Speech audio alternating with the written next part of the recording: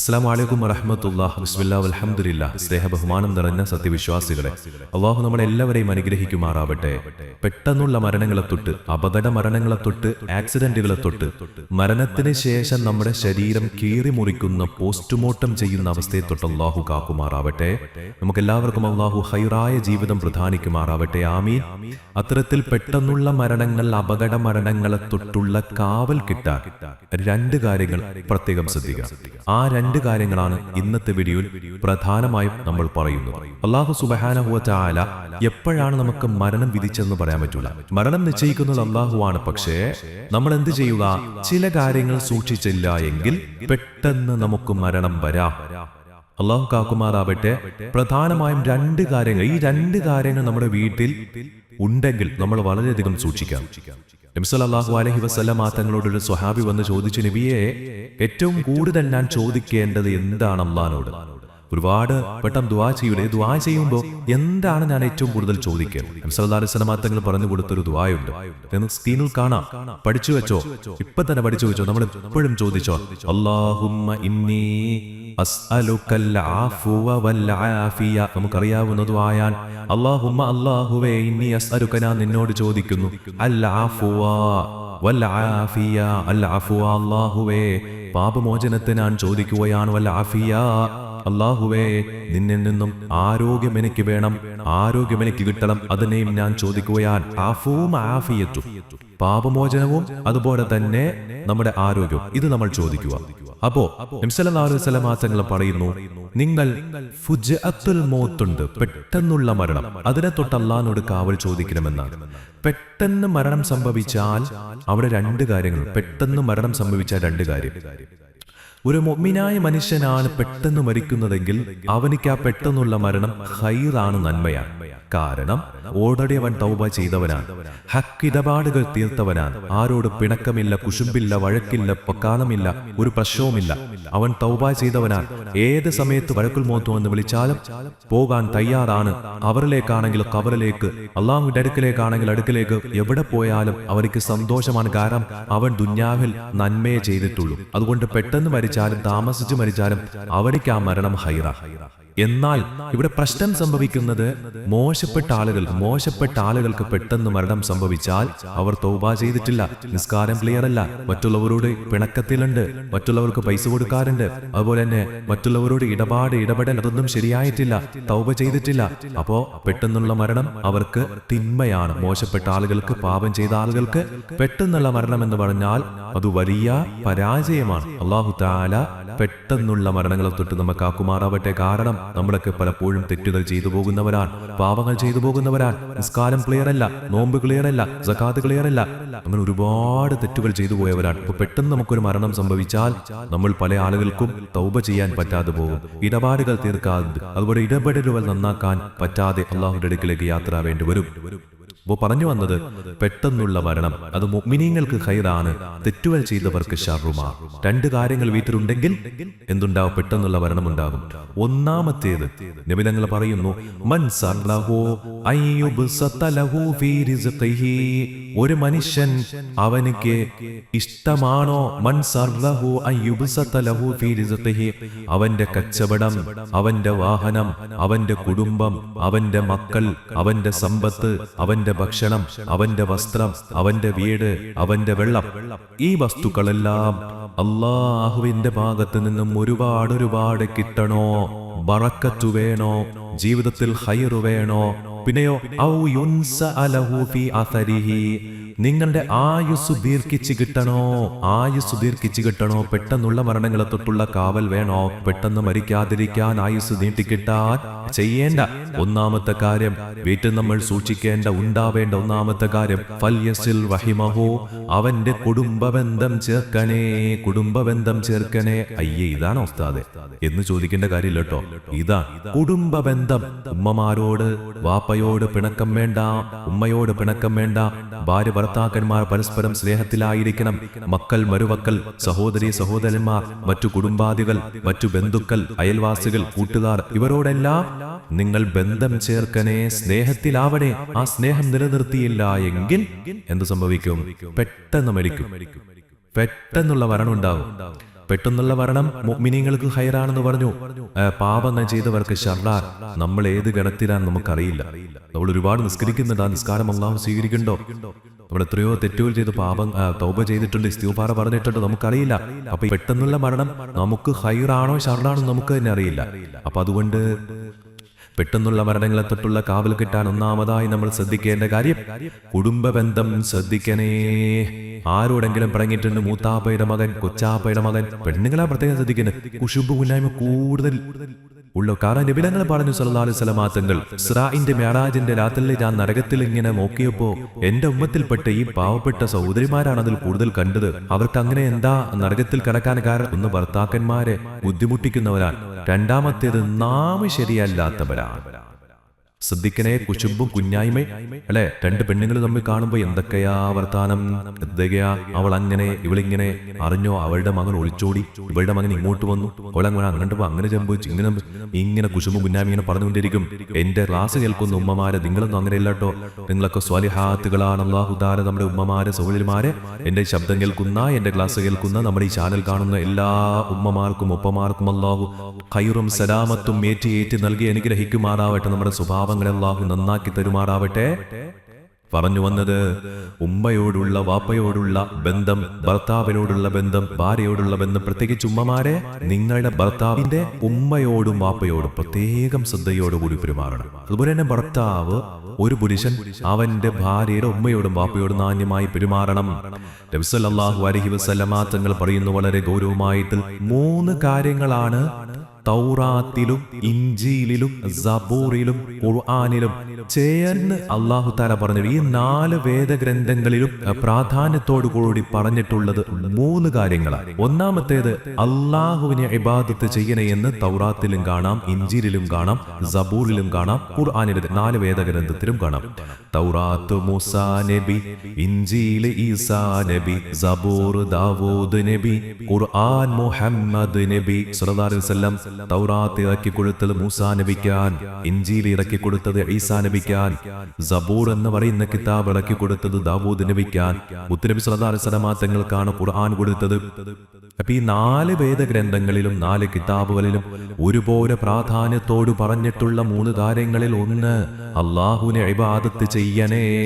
രണ്ടാമതായി ഇതിൽ പറഞ്ഞിട്ടുള്ളത് നിങ്ങൾ മദ്യപിക്കരുതേ, ലഹരിക്ക് അടിമപ്പെടരുതേ, അസാൻമാർഗിക പ്രവർത്തനത്തിൽ ഏർപ്പെടരുതേ എന്ന് 4 വേദഗ്രന്ഥത്തിലും പറഞ്ഞിട്ടുണ്ട്.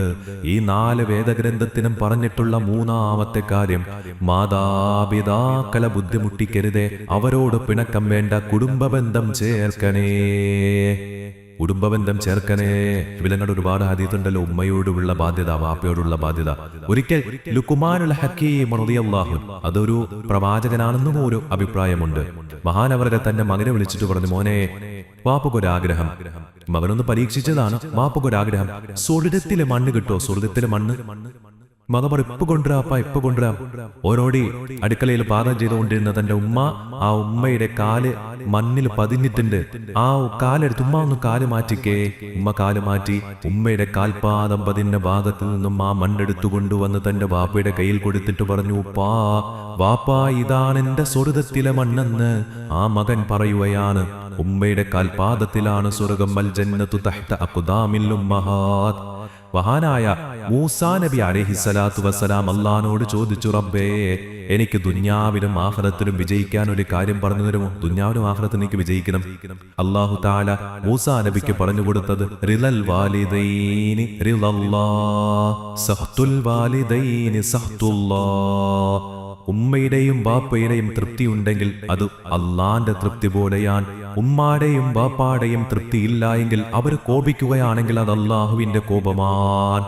അപ്പോ ദുനിയാവും ആഖിറവും വിജയിക്കാൻ വേണ്ട കാര്യം കുടുംബബന്ധം ചേർക്കണേ, ഇല്ലെങ്കിൽ പെട്ടെന്ന് മരണപ്പെട്ടു പോകും. ഉമ്മ വാപ്പ മാതാപിതാക്കളെ ബുദ്ധിമുട്ടിച്ചാൽ, ഇന്നത്തെ മക്കളെ പ്രത്യേകം ഒന്ന് കേൾക്കണേ. അതായത് നബിതങ്ങളുടെ ഹദീസിന്റെ ആശയം എങ്ങനെയാണ്? ഒരു മനുഷ്യന് 3 വർഷമാണ് ഇനി ആയുസ്സുള്ളത്. 3 വർഷം കൂടി അവൻ ജീവിക്കും. അതിന്റെ ഉള്ളിൽ അവൻ മരണപ്പെട്ടു പോകും. അങ്ങനെയുള്ള ഒരു മനുഷ്യൻ അവന്റെ ഉമ്മയുടെ അടുക്കൽ ചെന്നു, അവന്റെ വാപ്പയുടെ അടുക്കൽ ചെന്നു. വാപ്പാ എന്തെന്റെ വിശേഷം, ഉമ്മ എന്തെന്റെ വിശേഷം, നിങ്ങൾ ദ്വാരക്കണേ കേട്ടോ, നിങ്ങൾ ദ്വാരക്കണം എന്നൊക്കെ പറഞ്ഞ് എന്താ ഒരു സന്തോഷിപ്പിച്ചു, ഉമ്മാനെ സന്തോഷിപ്പിച്ചു, വാപ്പാജാനെ സന്തോഷിപ്പിച്ചു. കുറച്ച് ഭക്ഷണങ്ങളൊക്കെ കടയിൽ നിന്നൊക്കെ വാങ്ങിച്ചുകൊണ്ട് വന്നു, അത് കൊടുത്തു. അതുപോലെ തന്നെ കുറച്ച് പൈസ ഹദിയായിട്ട് കൊടുത്തു. വാപ്പാനെ ഉമ്മാനെ ഒന്ന് സന്തോഷിപ്പിച്ചു.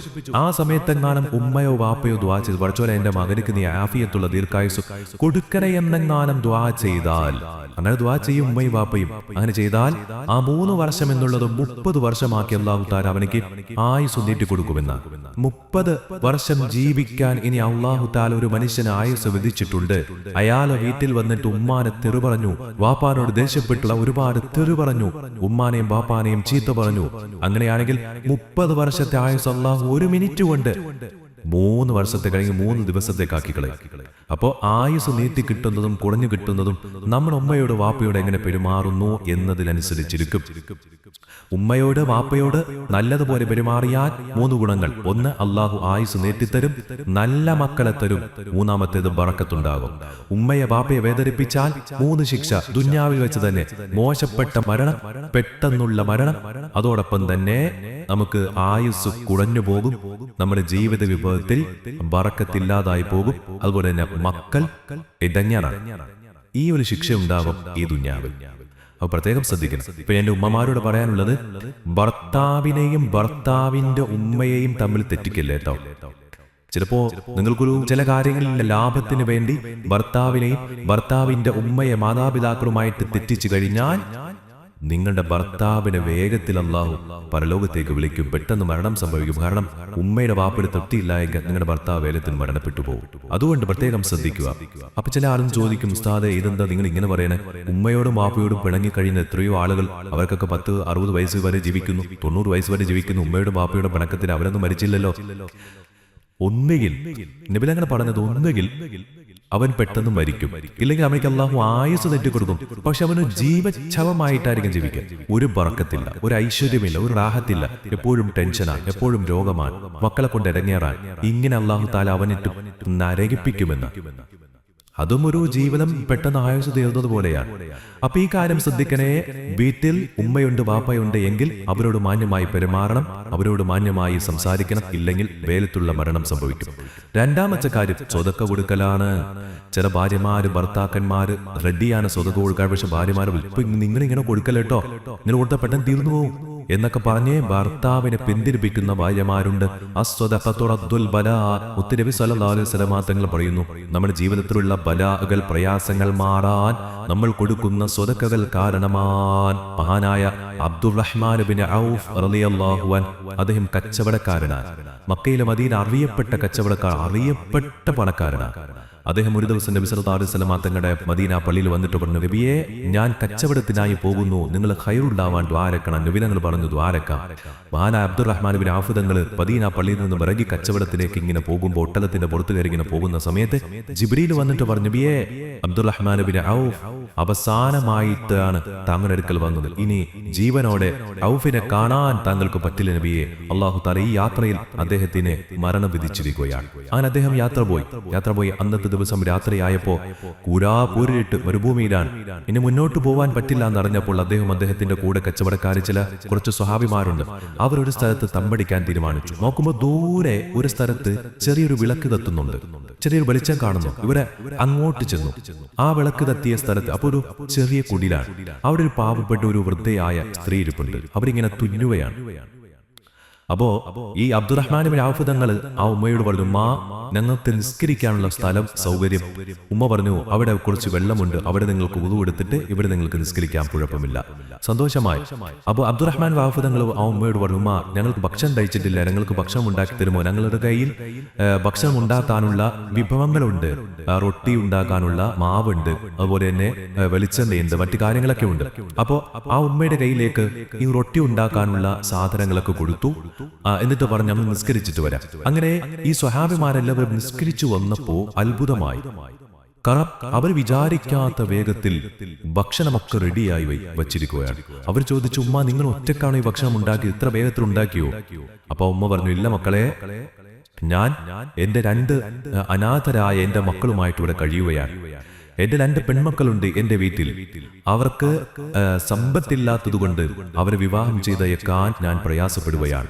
ആരും വന്ന് കല്യാണം കഴിക്കുന്നില്ല.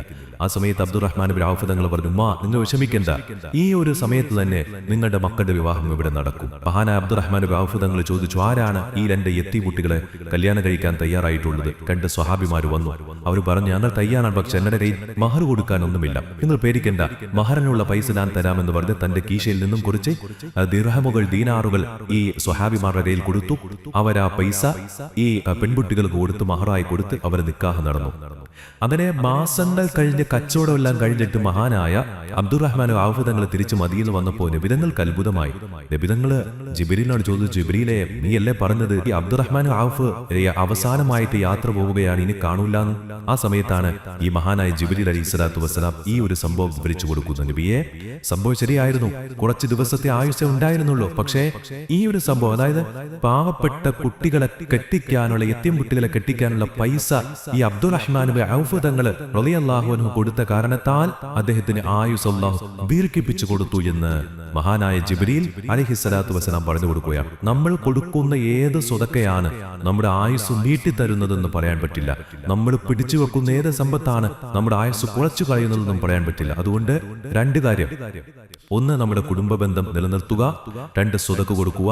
ഇത് 2ഉം ശ്രദ്ധിച്ചില്ല എങ്കിൽ പെട്ടെന്ന് മരണം സംഭവിക്കും. ശ്രദ്ധിച്ചാൽ മരണം നമുക്ക് അല്പം താമസിപ്പിക്കാം. അള്ളാഹു നമുക്ക് ഖൈർ നൽകട്ടെ. ഈ പറഞ്ഞ കാര്യങ്ങൾ ജീവിതത്തിൽ പ്രാവർത്തികമാക്കാനുള്ള തൗഫീഖ് നൽകട്ടെ.